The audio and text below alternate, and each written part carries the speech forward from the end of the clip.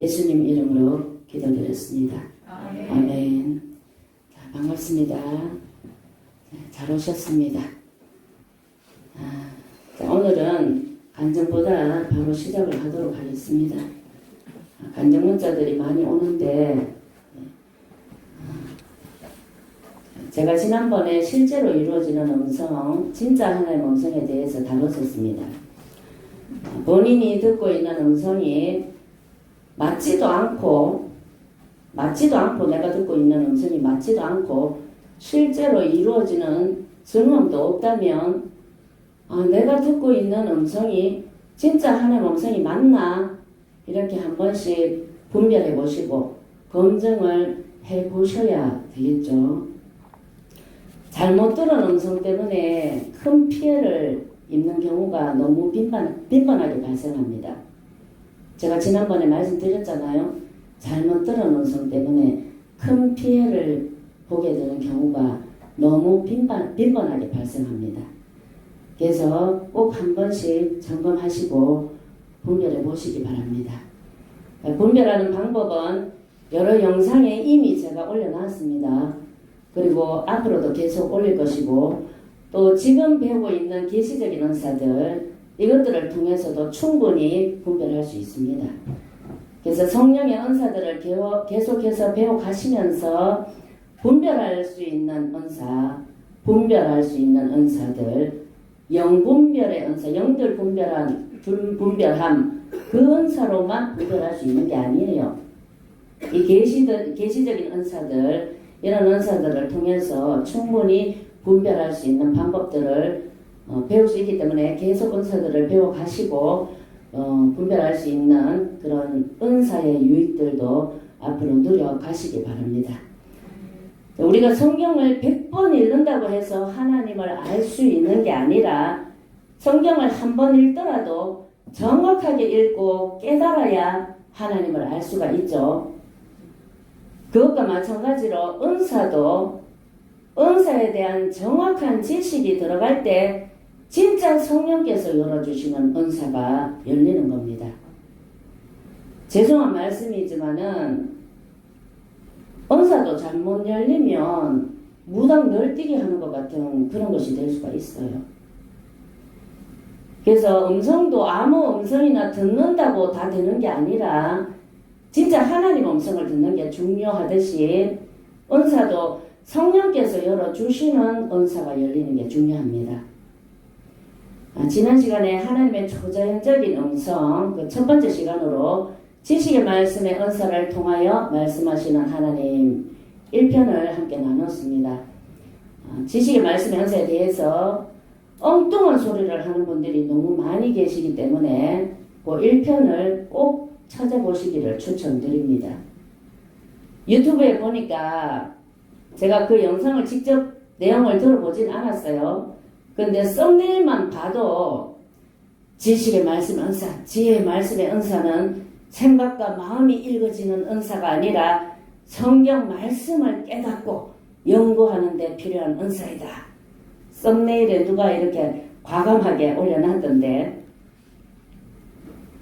누가 이렇게 담대하게 올려놨더라고요. 썸네일에다가. 근데 이제 그분한테 제가 뭘 근거로 해서 지식의 말씀 은사, 지혜의 말씀의 은사가 뭘 근거로 해서 그렇게 규정을 짓는지 그분한테 한번 물어보고 싶어요. 성경 어디에도 지식의 말씀 은사, 지혜의 말씀의 은사에 대해서 그렇게 말해두고 있는 곳이 한 군데도 없습니다. 제가 1편에서 말씀드렸지만 지식의 말씀의 은사, 지혜의 말씀의 은사 이 두 가지는 다른 은사들과 다르게 은사 사용을 할 때 이렇게 사용을 해라 하는 지침 그런 것조차도 성경에 기록해 두지 않으셨고 뿐만 아니라 이 은사가 어떤 은사인지조차도 짐작조차 하지 못하도록 성경 어디에도 기록된 데가 없어요. 이 은사에 대해서. 그래서 누구도 지식의 말씀 은사, 지혜의 말씀의 은사의 정의에 대해서 그 누구도 정의를 확정 지을 수 있는 사람은 아무도 없습니다.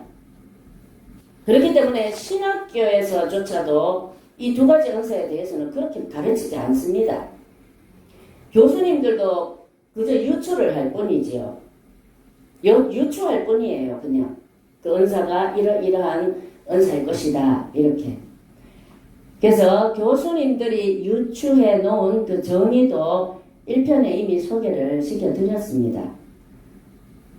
제가 1편에서 지식의 말씀의 은사의 정의에 대해서 한 줄로 요약을 해드렸었는데, 지식의 말씀의 은사란 어떤 사람이나 사건이나 문제나 상황에 대해서 전혀 정보가 주어지지 않은 상태에서 초자연적으로 어떤 특정한 정보가 알아지는 은사이다.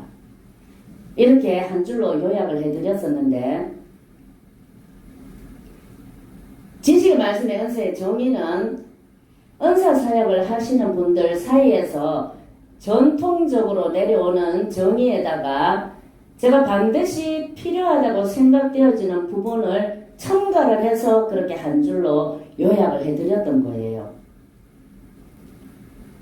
그리고 은사 사역을 하시는 분들이 전통적으로 지식의 말씀의 은사를 그렇게 규정을 짓는 이유는 은사가 초자연적으로 발현이 될 때 인상적으로 보면, 우리가 경험적으로 인상적으로 보면 영적인 영역들, 여러 가지 다양한 영적인 영역들 중에서 특정한 한 영역이 특출나게 발현이 되고 실제로 그런 영역이 존재를 하기 때문에 그렇게 전통적으로 정의에 대해서 규정을 지은 겁니다.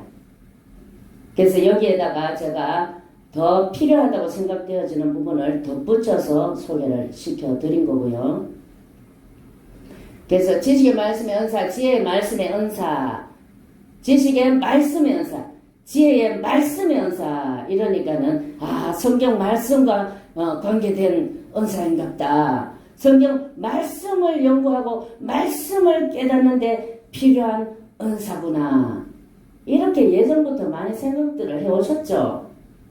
한 번씩 안 들어보셨어요? 전혀 모르시는 모양이네. 저는 많이 들어봤는데 그렇게 규정 짓는 분들. 그걸 누가 모릅니까? 다 한 번씩 들어봤죠. 근데 전통적으로 또 그렇게 규정을 짓는 무리들이 또 두 부류로 나눠졌어요. 어떻게 나눠졌느냐 하면은, 하나는 지식의 말씀에서는 초자연적인 은사다. 또 한 부류는 아니다. 지식의 말씀의 은사는 자연적인 은사다. 이렇게 두 부류로 나눠졌어요. 그렇게 성경 말씀을 깨닫는 데 필요한 은사다. 이렇게 주장하시는 무리들도 두 부류로 나눠졌었다고.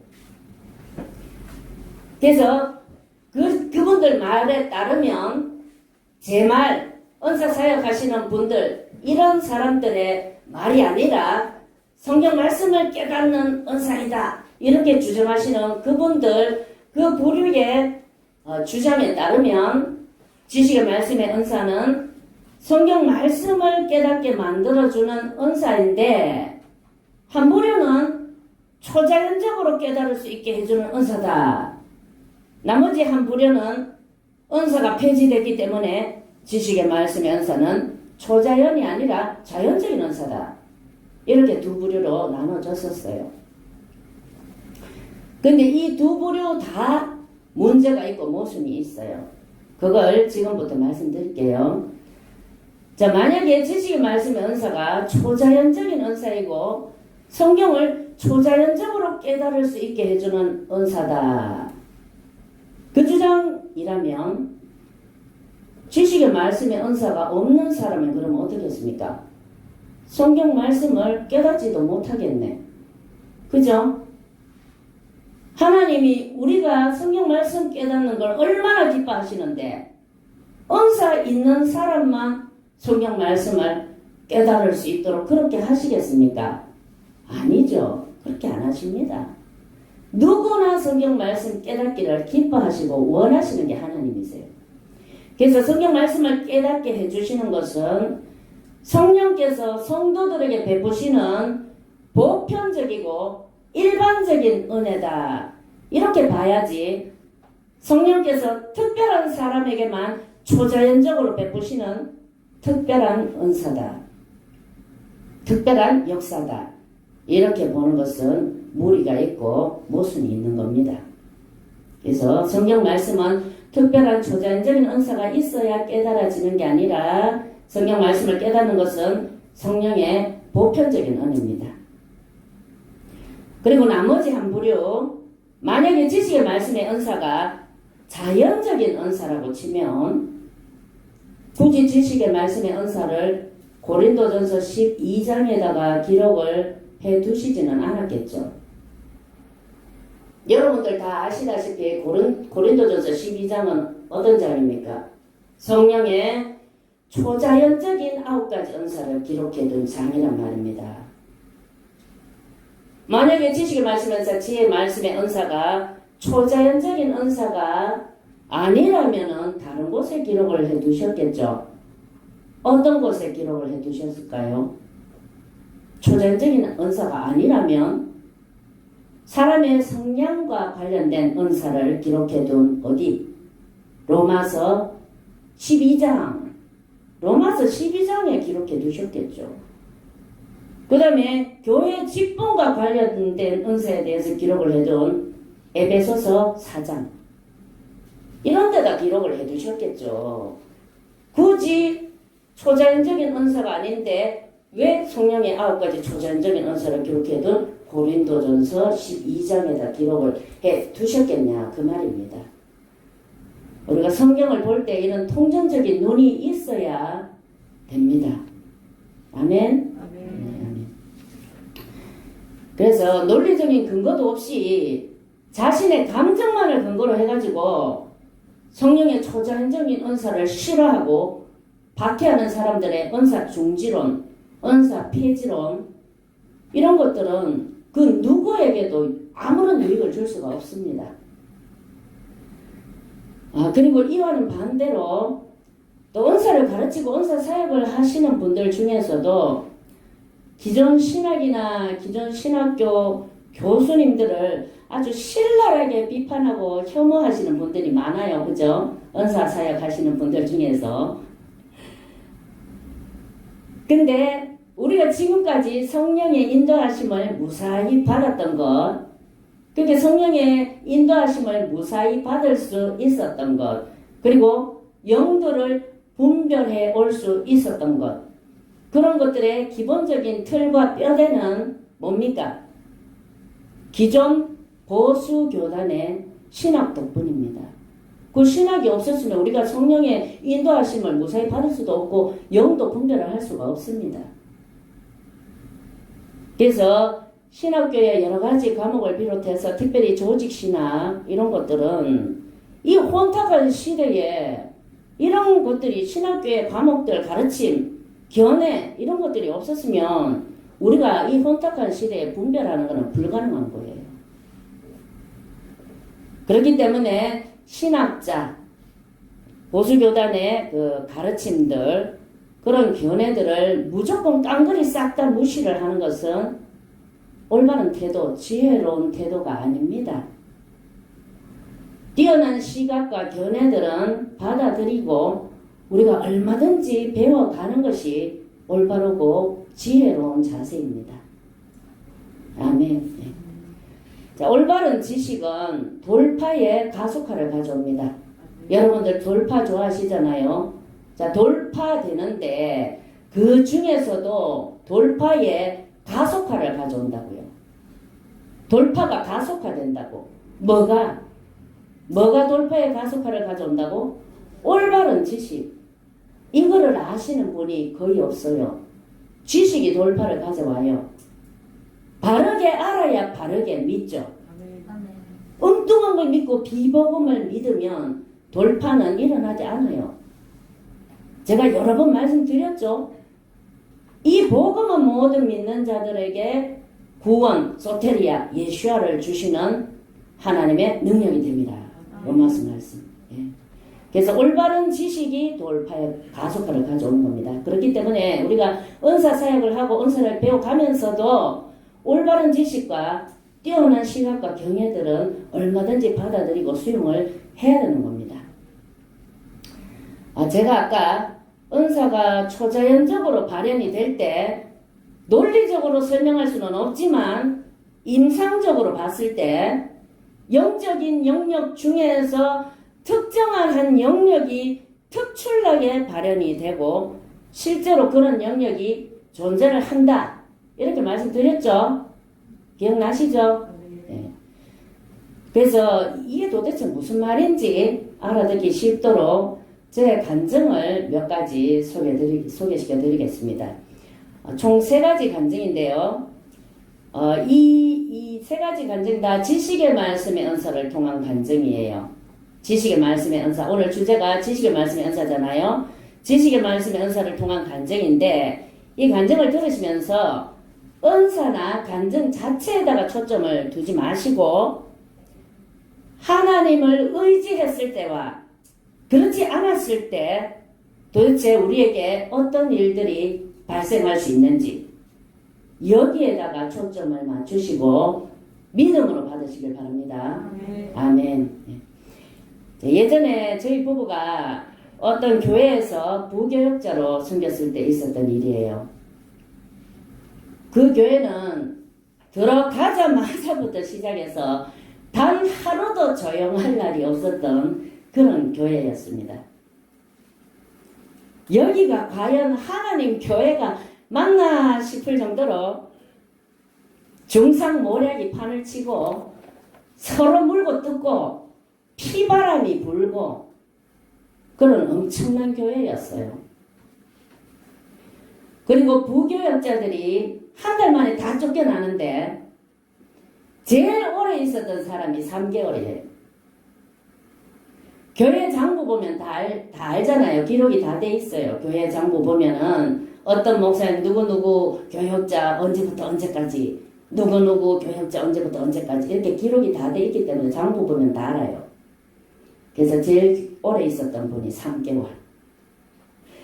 그래서 부교역자들이 사택에 이사를 들어오자마자 바로 짐 싸가지고 이사를 다 나가야 되는 거예요.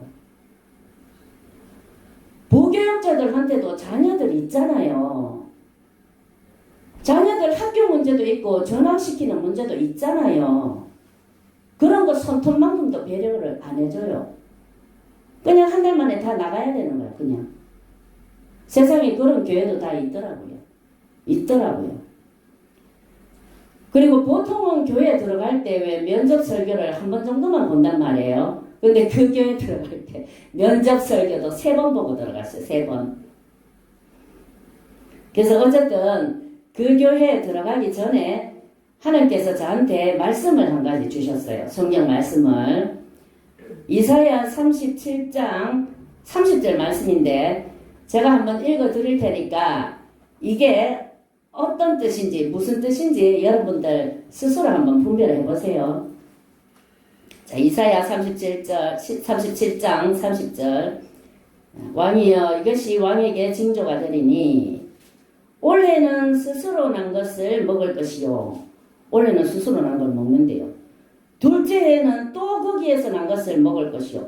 또 거기서 난 걸 먹는데 셋째 해는 심고 거두며 포도나무를 심고 그 열매를 먹을 것입니다. 이 말씀 받고 들어갔어요. 여러분들 어떤 뜻으로 해석이 되세요? 잘 모르시겠어요? 첫 번째 해와 두 번째 해는 그 교회에서 난 것을 먹을 것이고 그 다음 세 번째 해는 하나님이 개척을 시키시겠구나. 이렇게 알아들으셨어요? 혹시? 알아들으셨어요? 그래서 알아들으신 분들은 잘하셨어요.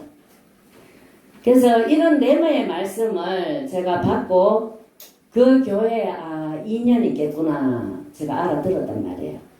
그리고 이제 들어갔어요.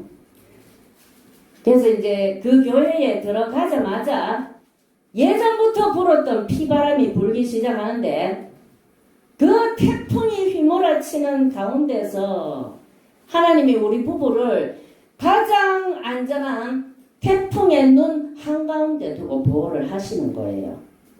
어떻게 보호를 하셨느냐? 그 교회 장로님들이 한 12분에서 13분 정도 계셨어요. 제 기억에. 근데 희한하게도 그 장로님들을 통해서 하나님이 우리를 보호를 하셨어요. 그래서 우리가 2년 동안 보호를 받고 있는 동안에 중상 모략하던 사람들이 다 쫓겨나가고, 사무원도 쫓겨나가고, 관리 집사님도 쫓겨나가고, 마지막으로 담임 목사님까지 다 쫓겨나갔어요. 담임 목사님까지. 그 과정을 저희 부부가 눈으로 다 보게 하셨어요. 더 깊은 얘기까지는 제가 여기서 말씀드릴 수 없지만 어쨌든 하나님이 거기 2년 있겠다 하시기 때문에 우리는 무슨 일이 있어도 거기서 2년 채우고 나오겠구나 이렇게 생각을 했죠. 그래서 이제 담임 목사님이 나가신 후에 우리 목사님이 그 교회에서 주구장창 반년 동안을 모든 설교를 다 새벽 기도부터 시작해서 모든 설교를 반년 동안 주구장창 담당하시다가 진짜 정확하게 2년 만에, 정말 정확하게 2년 만에 나왔어요. 진짜 정확하게 2년 만에. 그 교회 기록 장부에 보면 기록되어 있을 거예요. 그래서 실제로 2년 채우고 나와서 3년째 되는 해에 우리가 가정에서 교회를 개척을 하게 됐습니다. 가정교회로. 가정교회로 정말 말씀처럼 개척이 시작이 되어졌어요. 나중에 말씀드리겠지만 하나님의 때, 하나님의 시간, 여기 이런 주제를 제가 다룰 때 말씀을 드릴 거예요. 자세하게. 하나님의 때, 시기, 시즌에 대해서 제가 말씀드렸잖아요. 어떤 시즌이 개개인마다 다 다르게 주어지는데 어떤 시즌에는 아무리 내 뜻대로 하려고 그래도 길이 안 열려요. 안 되어진다고. 하나님이 원하는 그 길 외에는 열리는 게 없다고. 그런 시즌이 있습니다. 다. 그렇게 다뤄가셔요. 그래서 저희 목사님에게 은사적인 꿈이 있는데 정말 은사적인 꿈이 우리 목사님이 기가 막히게 정확해요. 너무 기가 막혀서 정말 어이가 없을 정도로 정확하단 말이에요, 꿈이. 그래서 우리 목사님한테 있는 게 은사적인 꿈이에요. 일반 꿈, 자연적인 음성이 아니라 초자연적인 꿈이에요. 그래서 그때 그 교회의 교역자들, 담임 목사님, 이런 분들이 쫓겨나가기 전에 미리 꿈으로 다 보여주셨어요. 그래서 미리 알았어요. 누가 쫓겨나갈지 미리 알았다고. 태풍의 눈 한가운데 있으면서 그걸 다 봤다고요. 은사적으로 미리 다 봤다고.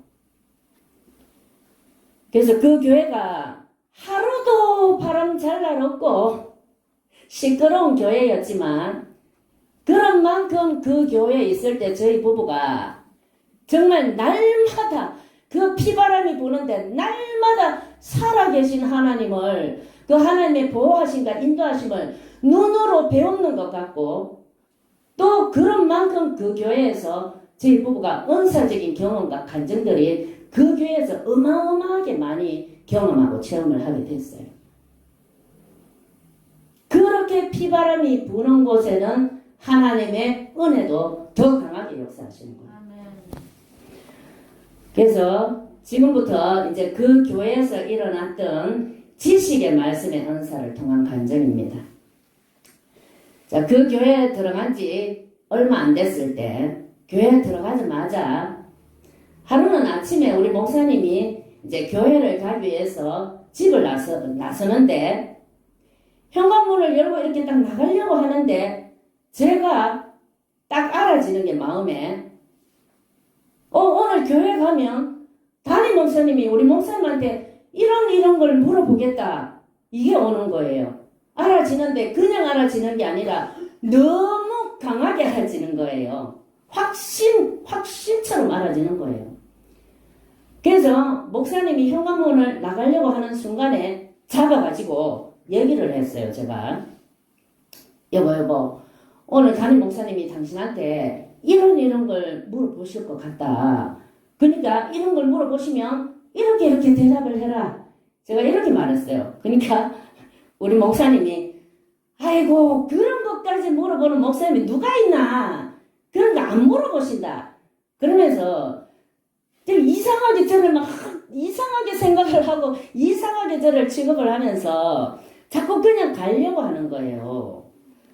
그래서 제가 아니다 여보. 속는 셈 치고 이번 한 번만 내 말을 믿어봐라. 아니다.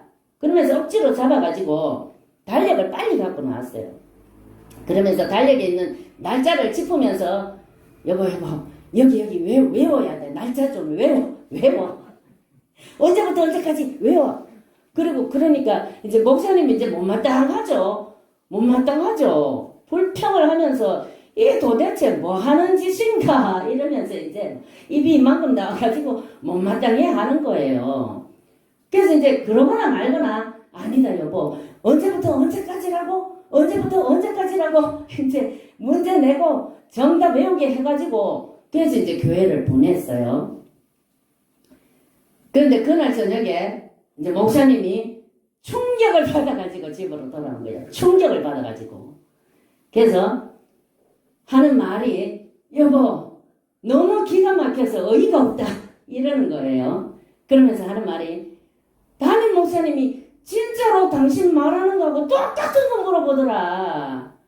당신이 한 용어, 단어 그리고 날짜까지 똑같이 물어보더라. 만약에 오늘 이거 안 외워가지고 갔으면 오늘 대답 하나도 못할 뻔했다. 이러는 거예요. 그 질문이 일반적인 질문이 아니에요. 일반적인 질문이 아니라고.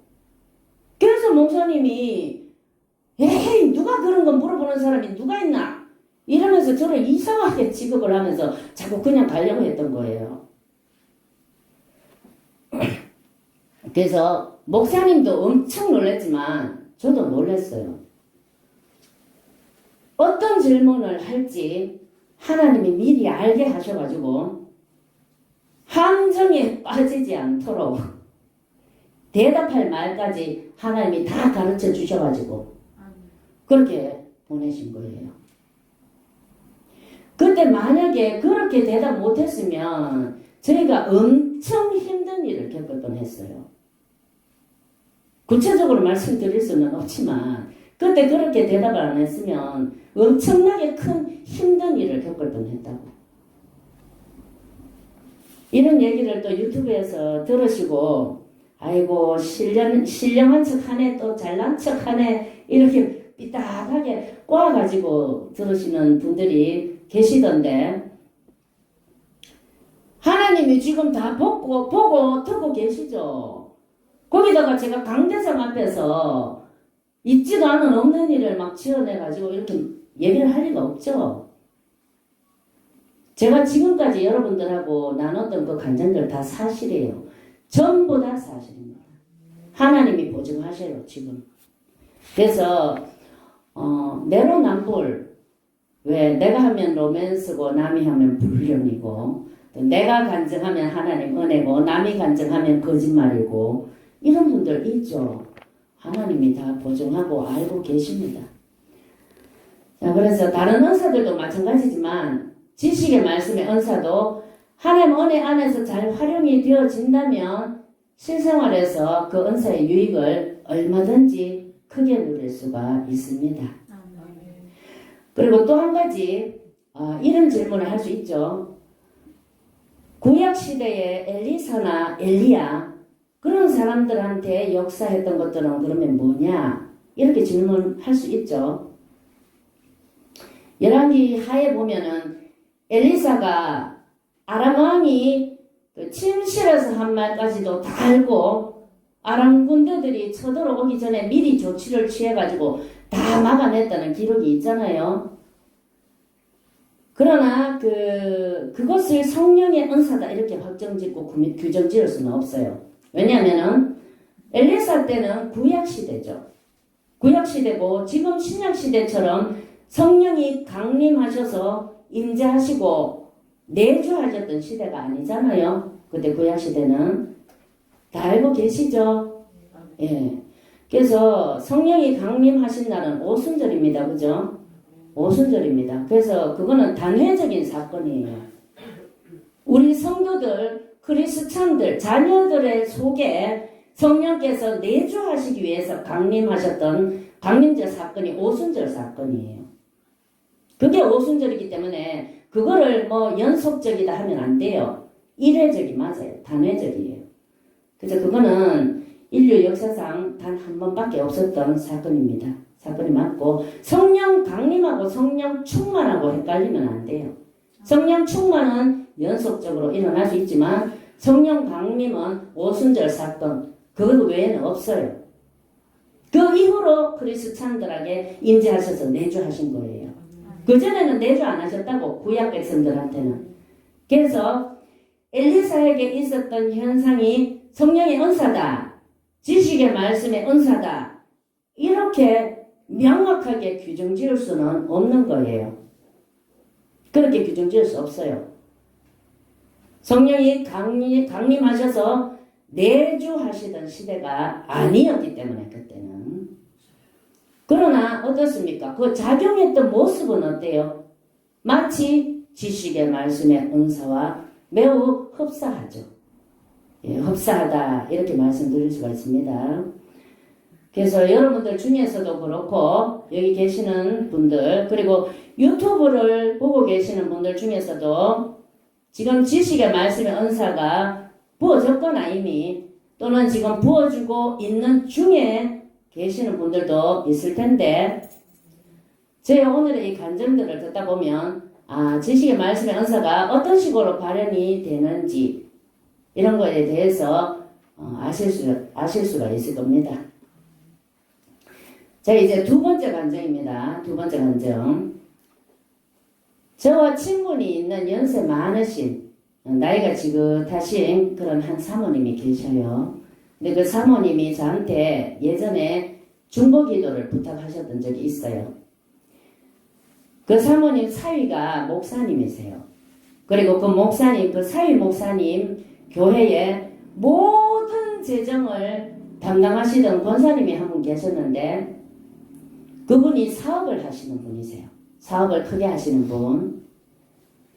그래서 이제 사업을 하시는데 그 권사님이 세금을 피하려고 이중장부를 만들어가지고 회사 운영을 하다가 그 회계 담당하는 직원한테 고발을 당해가지고 구속될 위기에 처한 거예요. 그래서 그 권사님이 구속되면 어떻게 되겠습니까? 그 교회에 재정을 담당할 사람이 없어져 버리잖아, 당장에. 그러니까 이제 그 권사님이 빨리 풀려날 수 있게 해달라. 지금 조사받는 중인데 구속 안 되고 빨리 좀 풀려날 수 있게 해달라. 이렇게 중보기도 좀 해달라. 이렇게 이제 부탁을 하셨어요, 저한테.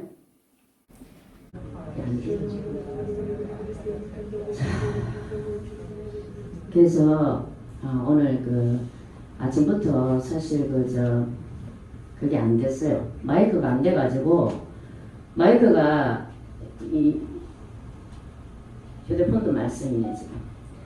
그래서 오늘 아침부터 그 마이크가 갑자기 안 돼가지고 마이크 고장 안 났어요. 고장 안 나고 마이크가 멀쩡한데도 인식이 안 돼. 그래서 지금 녹음도 폰으로 하고 있거든요. 근데 영상까지 문제가 생기네. 그래서 이제 그 사모님 사모님 사위가 목사님이란 말이에요. 그래서 이제 그 교회에 재정을 담당하시는 그 권사님, 사업하시는 그 권사님이 구속될 위기에 처해 있으니까 이제 이 교회 재정 담당하는 분이 없어지는 거잖아.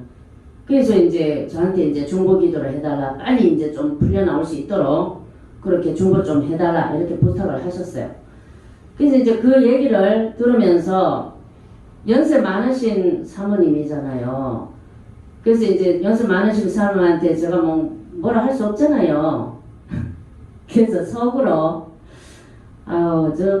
주의 백성이 주의 자녀가 크리스천이 이중정부 만들어가지고 불법을 행하는 게 하나님 앞에 옳은 일이 아닌데 권사님을 하나님 앞에 바로 서게 해달라고 기도를 해야지 왜 하나님 앞에 그렇게 기도를 해달라고 하나? 그리고 왜 저분들이 그렇게 기도를 할까?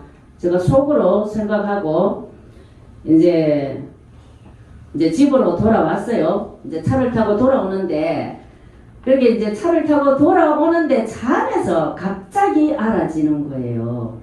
강하게 또 느낌이 와요. 제 마음에. 아, 이 사위 목사님한테 다른 사람을 통해서도 아니고 다른 사건을 통해서도 아니고 이 사위 목사님이 의지하고 있는 바로 그 권사님을 통해서 뒤통수를 엄청나게 세게 맞겠구나. 그게 알아지는 거예요.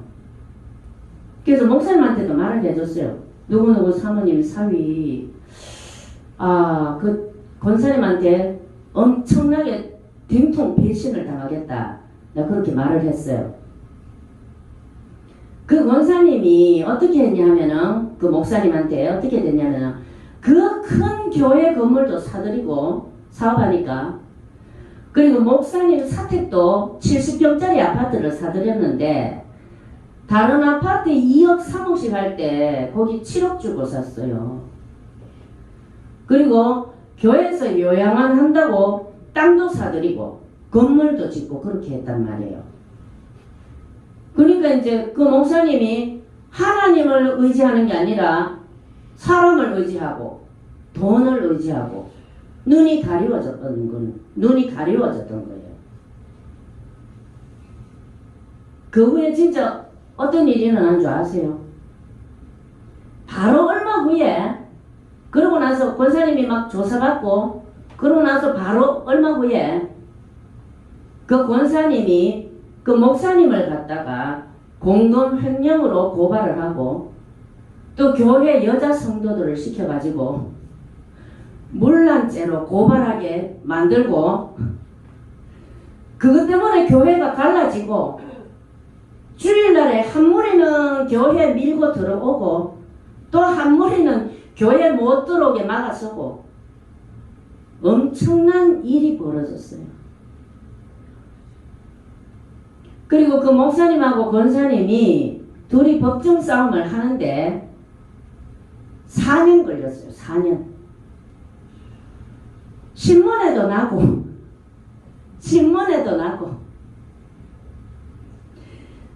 그래서 결국은 이제 그 목사님이 법정 싸움에서 무죄로 판명이 났지만 그 과정에서 타격과 상처가 이루 말할 수 없이 그 교회뿐만 아니라 그 교회 성도들은 말할 것도 없고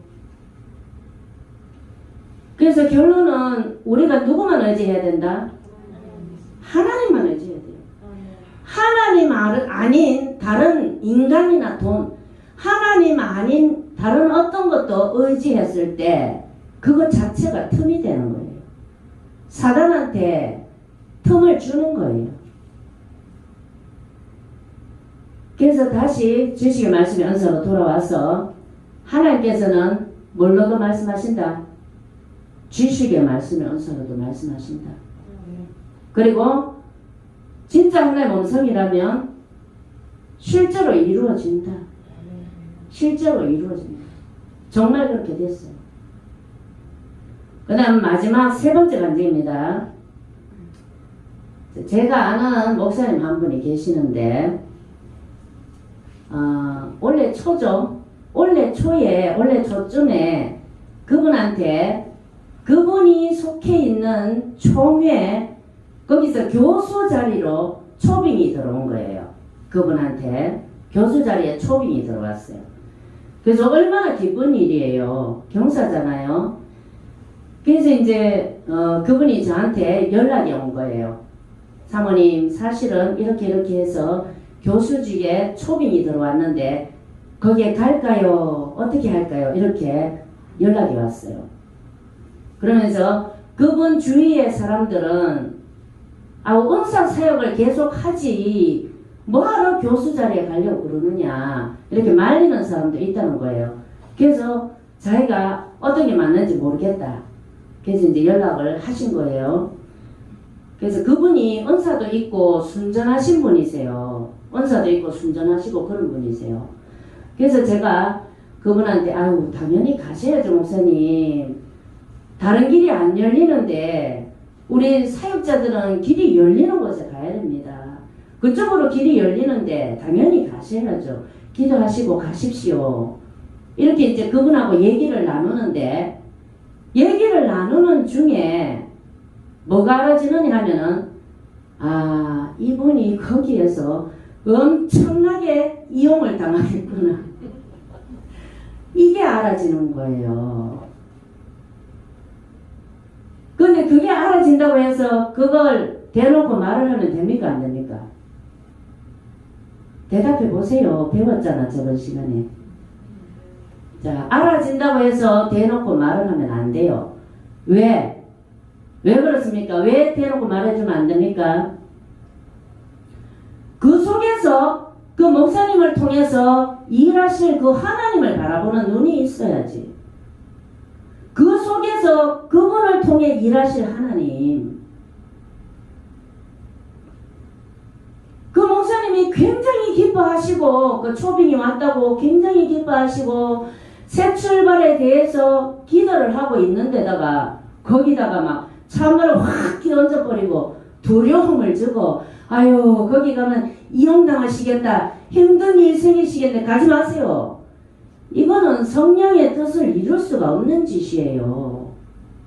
그렇게 하는 것은 하나님 아버지 마음을 모르는 짓이라고. 아버지 마음을 모르는 짓이라고, 그게. 제가 1편에서 말씀드렸잖아요.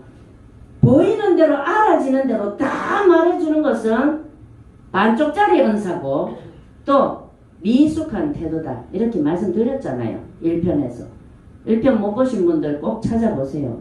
지식의 말씀의 은사 가지고 보이는 거 알아지는 거 다 보이고 알아진다고 다 말을 해줘가지고 무리를 일으키는 분들이 얼마나 많으세요. 그 반쪽짜리 은사 그거 가지고 칼처럼 휘두르지 말라고. 칼이라고 은사가 아니라. 그래서 우리가 가는 길이 다 꽃길일 수는 없는 거예요. 하나님이 우리를 꽃길로만 인도하시는 게 아니라고.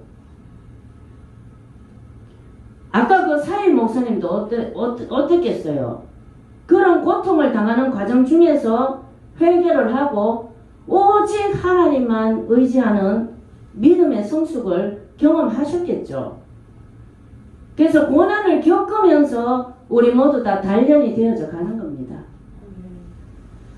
그래서 그때 이제 그분하고 통화를 하면서 제가 전화를 끊으면서 목사님 어디를 가나 이용하려는 사람들이 있고 어디를 가나 상처를 주는 사람들이 있고 다 그런 거니까 그 속에서 이겨내시면 반드시 승진이 주어집니다.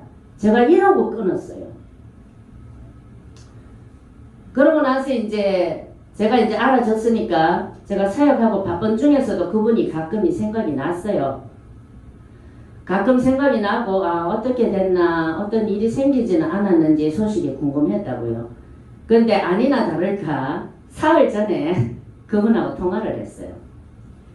통화를 했는데 총회에서 정치 싸움이 나가지고 두 파로 나눠졌는데 그 속에서 이분이 온갖 모함을 당하고 또 정치적으로 이용을 당해가지고 정치적으로 이용을 당한 거예요. 그분 말이 엄청나게 막 모함을 당하고 중상모략을 당하고 정치적으로 이용을 당했다고 그러더라고요. 그래서 더 이상은 교수직 힘들어서 못하겠습니다. 그러고 내려놓고 나왔다고 그러더라고요. 근데 감사하게도 생각지도 못한 반전이 일어났어요. 그렇게 순전하신 분이 교회 정치라는 풍파를 남생 처음으로 겪고 상처를 그렇게 받으셨다면 왜 보통은 한쪽의 말을 편향적으로 듣든지 아니면 인간적으로 한쪽 편을 들기 마련이잖아요. 그렇게 되기 마련이잖아요. 근데 이분은 본인의 그 상처를 내려놓고 오직 하나님만 바라보고 하나님만 의지하고 있었다는 거예요. 그래서 양쪽 편 다 안 들고 중립의 자세를 취하면서 그렇게 계셨는데 그렇게 하다 보니까 어떤 일이 일어났느냐. 이제는 양쪽 다 자기 교수 자리에 와달라고, 양쪽 다 교수직 맡아달라고 다 초청을 한다는 거예요. 그 한쪽에서 중상모략을 그렇게 했는 그쪽에서조차 자기한테 교수직으로 와달라고. 그래서 사모님 교수직은 할 수 있을 것 같아요. 이렇게 연락 왔더라고. 그분이. 이게 하나님만 바라보고 의지하는 그런 사람이 받는 복입니다. 아멘. 그래서 우리 하나님은 원수 앞에서 밥상을 차려주시는 분이세요. 어떤 분이라고? 원수 앞에서 밥상을 차려주시는 분. 자기의 상처도 내려놓고 중상모략을 하고 모함을 하던 그 사람한테 받은 상처를 하나님 앞에 내려놓고 오직 주님만 바라봤더니 중상모략하는 그 사람한테서까지 교수직 초빙이 온다는 거예요. 그래서 진짜 하나님의 사람이고 진짜 양이라면 그 사람의 삶을 하나님께서 직접 보증해 주시는 일, 그리고 내가 안 나서도 하나님이 직접 내 원수를 갚아주시는 일, 그리고 원수 앞에서 보란 듯이 하나님이 직접 나에게 밥상을 차려주시는 일, 그런 일들이 하나님 바라보는, 오직 하나님만 바라보는 하나님의 사람, 진짜 양이라면 그런 사람의 삶에서는 반드시 그런 일들이 일어나게 되어 있습니다. 아멘. 그래서 오늘은 간증들을 나누느라고 은사 이론에 대해서는 거의 못했는데, 지금 하는 집회가 은사 활성화 집회잖아요. 간증을 듣고 나눌 때에도 얼마든지 은사가 활성화되어져요. 굉장히 활성화 많이 되어집니다. 제 영상을 들으시고 간증 문자들이 많이 오시는데, 이 간증은 제가 예전부터 이런 문자를 보내오시는 분들이 몇 분 계셨어요. 근데 이상하게 생각하시는 분이 계실까봐 일부러 간증을 안 나눴어요. 어떤 일이냐 하면은, 제 영상을 들으시고 실제로 몸이 막 아프대요. 그런 일이 일어난대요. 그런 분이 몇 분 계셨어요. 근데 어제도 어떤 목사님한테서 문자가 왔어요. 간증 문자가 이만큼 길게 왔어요. 장로교 측이고 큰 교단 남자 목사님이세요. 근데 제 영상을 보면서 몸이 너무너무 아파가지고 병원에 며칠 입원을 했었대요. 그리고 퇴원을 하고 나서 영적인 꿈이 꾸어지는데, 꿈속에서 사단하고 전쟁을 하고 사단하고 싸우는데 사단이 그 목사님 눈도 못 마주치고 그런 꿈을 꿨대요. 그래서 사단을 대적해서 승리하는 꿈, 그런 꿈을 꿨고, 또 이런 부분에 대해서 더 알고 싶습니다. 평일날 오고 싶은데 그렇게 안 되니까 목회자 집회 때 참석하기 원합니다. 이렇게 문자가 왔어요. 그래서 지난 1차 때 목회자 영상 그거를 보면서 문자 드립니다. 이렇게 왔더라고요. 그래서 오늘 여기 오신 우리 집사님도 제 영상을 보면 이 전율이 돋고 손에 떨림이 오고 또 가슴이 쿵쾅거려서 잠을 못 잔다 이렇게 말씀하셔요. 그렇게 먼저 오시는 분들이 많다고요. 제가 성령의 불과 기름 부음의 차이점, 성령의 불과 기름 부음의 차이점 알고 싶으시죠? 거기에 대해서도 이제 때가 되면 다룰 거예요. 근데 기름 부음의 그 증상 중에 한 가지가, 기름 부음을 강하게 받으면 아무리 피곤해도 밤새 잠을 못 자는 그런 증상이 일어나요. 그래서 이분도 그래서 그런 거예요. 그래서 기름 부음의 증상들이 여러 가지가 있고 다양한데 사람마다 세게 기름 부음을 강하게 받으면은 밤새 잠을 못 자요. 저희들도 기름 부음 받을 때 그랬었어요. 예전에. 그래서 나중에 이제 그런 부분에 대해서는 차츰 나눠가고 은사가 열리려면 성령을 즐거워하고 성령의 분위기에 젖어 들어가는 게 제일 중요합니다. 그런데 사람들은 반대로 해요. 반대로 하시는 분이 많다고. 성령을 즐거워하고 성령을 기뻐하고 그 분위기에 들어가서 성령을 마시고 호흡하고 느끼고 그렇게 하면 은사는 열린다고요. 그래서 앞으로 계속해서 나눌 이슈들에 대해서 잠깐 말씀을 드리자면 지식의 말씀의 은사는 이제 앞으로 나눌 거예요. 지식의 말씀의 은사는 어떤 사역에 활용되어질 수 있는지, 그리고 두 번째는 나는 하나님 음성도 듣고 환상도 열렸는데 왜 예언의 돌파도 없고 승진도 안 일어나는가? 왜 확 뚫리는 예언이 안 되나? 이런 궁금증 갖고 계신 분들이 생각보다 많이 계세요. 그런 걸 나눌 것이고, 그 다음 세 번째는 제가 세 번째 이거는 할까 말까 고민 중인데, 자, 우리가 흔히 말하는 영감 있죠? 제가 하나님을 향하여 열려진 영감 이거 올렸잖아요. 그죠? 아무 영감, 진하게나 무당 같은 영감 말고 하나님을 향하여 열려진 영감, 성화되어지는 통로. 예전에 영상 다 올려놨어요. 찾아보시면 거기 다 있어요. 안 적으셔도. 그래서 우리가 흔히 말하는 영감과 그러면 지식의 말씀의 은사의 차이점은 뭔가? 그리고 관계는 뭔가? 이런 거 안 궁금하세요? 궁금하시죠? 네. 그래서 이거는 할까 말까 고민 중이에요. 왜냐면 이거 하면 기다렸다가 득달같이 달려가가지고 써먹을 사람들이 몇 번 보여요. 득달같이 달려가가지고 써먹더라고. 그래서 제가 이제 이런 거, 그 다음에 네 번째 은사의 통로에는 어떤 것들이 있는가? 지식의 말씀 은사 통로. 아까 제가 간증 세 가지 나눴잖아요. 우리 이제 성도님들이 사모님 그런 거 어떻게 하는데요? 어떻게 알아지는데요? 이렇게 질문을 하셔요. 어떻게 알고 어떻게 분별할 수 있는데요? 그래서 지금 제가 여기서 말씀드릴 수 있는 거는 그냥 알아져요. 그냥. 논리적으로 설명할 수는 없지만 그냥 알아진다고. 어떤 일이 생길 것인지 알아진다고 미리. 그래서 그러나 지식의 말씀 그냥 알아짐에도 불구하고 지식의 말씀의 은사에 제가 이래요. 성도님들이 사실 그런 질문 해올 때가 제일 대답해 드리기가 안타까워요. 사실은 가르쳐 드리고 싶은데 나는 그냥 알아지는데 성도들은 그냥 알아줘요. 이러면은 너무 실망스럽잖아요. 그래서 이걸 어떻게 해서 구체적으로 좀 가르쳐 드릴까 싶어서 제가 만든 게 지식의 말씀의 은사의 통로예요.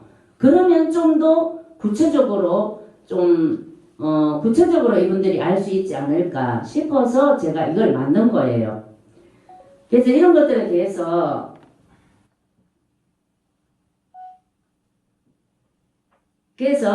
제가 이런 것들에 대해서 이제 순서대로 앞으로 차츰 나누도록 하겠습니다.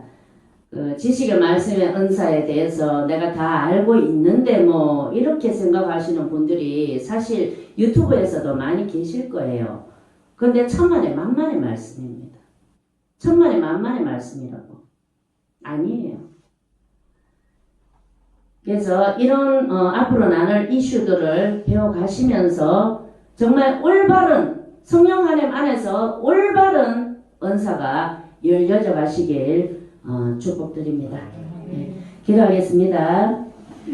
하나님 아버지, 우리가 성령의 초자연적인 음성을 사모합니다. 그리고 초자연적인 음성을 통하여 아버지를 더 깊이 만나고 더 깊이 알 수 있기를 소원합니다. 우리에게 초자연적인 음성을 부어주셔서 하나님을 더 깊이 누리며 호흡하며 즐거워할 수 있는 우리 모든 자녀들 될 수 있도록 인도하여 주시옵소서. 감사드리며 예수님 이름으로 기도드렸습니다. 아멘.